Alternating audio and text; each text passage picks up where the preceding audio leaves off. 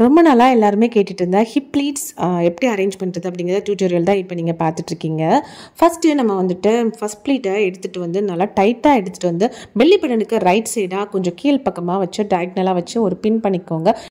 இப்போது second pleats வந்து நான் காமிக்கிற இந்த டைரெக்ஷனில் நீங்கள் அரேஞ்ச் பண்ணும்போது உங்களோட ஷேப் வந்து ரொம்பவே பர்ஃபெக்டாக வந்து தெரியும். அண்ட் ஒவ்வொரு ப்ளீட்டை நீங்கள் அரேஞ்ச் பண்ணும்போதும் அந்த ப்ளீட்டுக்கு இடையில ஒரு இன்ச் கேப்புக்கு வந்துட்டு நீங்கள் இடைவெளி விட்டு, அதாவது உள்பக்கம் வந்து உங்களுக்கு விரல் போகிற அளவுக்கு இருக்கணும். அப்போ தான் உங்கள் ப்ளீட்ஸ் வந்து ரொம்ப நேரத்துக்கு கலையாமல் அதே இடத்துல வந்து இருக்கும். முதல்ல வந்து ஒரு 3 ப்ளீட் வந்து நம்ம அரேஞ்ச் பண்ணி பின் பண்ணிக்கணும். இந்த பின் வந்து முதல்ல நம்ம ஒரு பின் பண்ணோம் இல்லையா, அந்த பின் பக்கத்துலேயே வந்து பின் பண்ணிக்கோங்க. அண்ட் எல்லா பின்னுமே வந்துட்டு இன்ஸ்கர்ட்டோட சேர்த்து வந்து பின் பண்ணிக்கோங்க.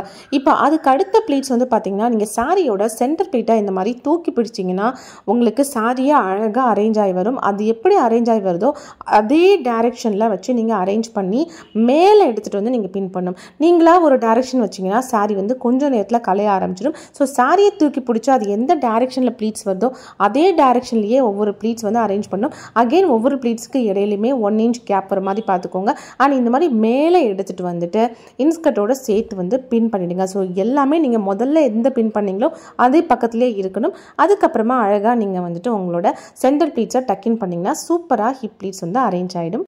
கண்டிப்பாக ட்ரை பண்ணி பாருங்கள்.